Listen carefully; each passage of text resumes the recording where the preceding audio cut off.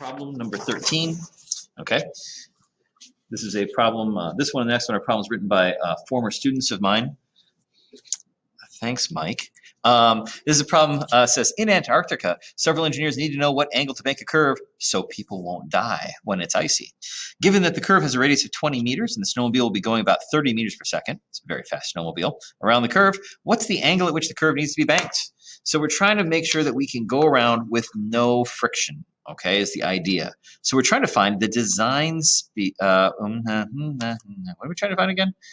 Yeah, trying to find the angle to bank it so that at this speed, at that radius, you will make it around with no friction needed. That's the idea. We're trying to figure out what the design speed, to make this the design speed.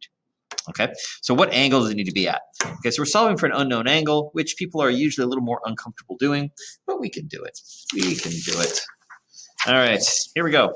So where am I going to start? Well, of course, I'm going to start with the force diagram for that snowmobile whipping around that turn, right? And so you say, all right, here is my icy snowbank, right? Okay, and this angle is what we're trying to solve for. Where that snowmobile, I'm going to draw a rear view of the snowmobile cruising away. Look, obviously a snowmobile. And you say, hey, what forces would be acting on it? We say, well, of course, ranged forces, there's going to be a gravitational force. Contact forces, it's only touching the incline here, that icy snowbank, and so there will be a normal force from it. It is being pressed into it by gravity. So there's that normal force. I'm going to split that normal force into components, into a radial and a z. If you are unclear as to why these are the axes, I'm assuming you've seen my solution to problem 12. So this angle here, that's going to be this upper angle. This is going to be n cosine theta. This here is going to be n sine theta, right? So that's it. That's my only forces. There's no friction here needed. We want just this bit of the normal force to be what's needed to push it inward toward the center of the circle over here to make it turn. Okay, so we're going to go ahead and do our sum of the forces in each axis. Sum of the forces in the radial is mass times acceleration in the radial, which we know is the centripetal. Force in the radial is just n sine theta. M, I can use centripetal acceleration, say it's speed squared over the radius. All right. And say we're trying to find that angle. Do we know n? No. Do we know m? No. Do we know radius? Yes. That's a 20-meter radius curve. Do we know the speed? Yeah, 30 meters per second. Okay, so we've got two unknowns, three really.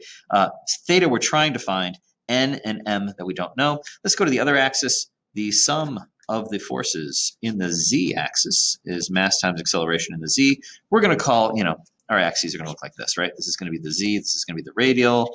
You say in the z, our acceleration is going to be 0 because we are not changing our velocity up and down at all. Our velocity up and down is going to stay 0, hopefully. So I'm going to do forces up minus forces down. So it's going to be just that n cosine theta is 0. We're like, no, minus mg. What am I doing? What am I doing? Sorry. Minus mg equals 0. And so you say, yeah, look, I'm trying to find theta, all right? Running through, you'd say, this is the variable I want. I have this thing I don't know and this thing I don't know. This is the variable I want. I got this thing I don't know and this thing I don't know. You're like, okay, look, it's the same unknowns. Let's sub and solve through. Let's say, get rid of the n. So let's say n is going to be mg over cosine theta. Now I can take this, and I'm just going to substitute that expression for n in where I see n here. So this will be an mg over cosine theta, right? That's n, times the sine of theta. Well, that's promising. Equals mv squared over r. At which point we notice a couple cool things. We notice that the m, divide all terms by m, and then sine over cosine, that's tangent. And so this wonderfully scrunches down to become g tan theta equals v squared over r. And at this point, you're like, dang, I know g, I know v, I know r. I can find theta. I can find theta. It's going to be v squared over grr, right? And you say, okay, so I'm going to do an inverse tan of speed squared over gravitational field strength times the radius will give me my theta. So I punch in my calculator an inverse tangent of, what is this anyway? My speed is, we're going whipping around at 30 meters per second. That's really fast for a snowmobile, divided by the quantity 9.8 times the radius, 20 meter radius turn. Punch that in my calculator. Inverse tan of, what's that going to be? 900 divided by 196, right? Okay, and if I do that, I'm going to get 77.7 degrees. You say, holy cow, 77.7 degrees. That means,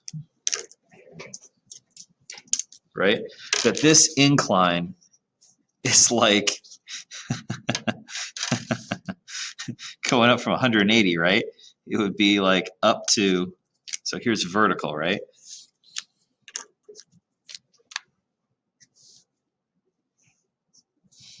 Right?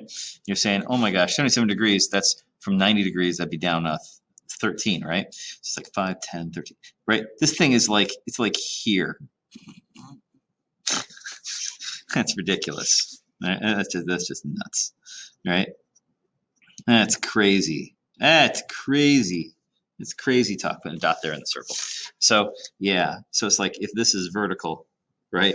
We've got this thing banked like this. And that snowmobile is whipping around at 30 meters per second, which is honking fast, on this almost vertical wall to get it so that just the normal force is needed. All right, to shove it inward. All right, that's that problem. It sounds like fun. All right,